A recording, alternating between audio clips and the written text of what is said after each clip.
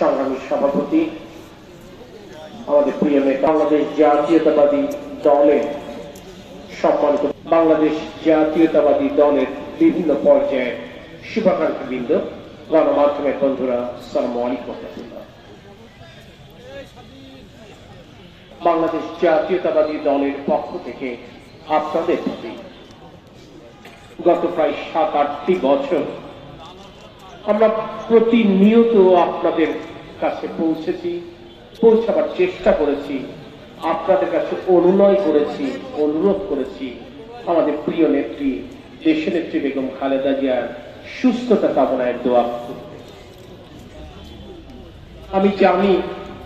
আপনাদের প্রার্থনা, আপনাদের মোনাজাত, তাহাজ্জুদ নামাজে আপনাদের চোখের অশ্রু কিংবা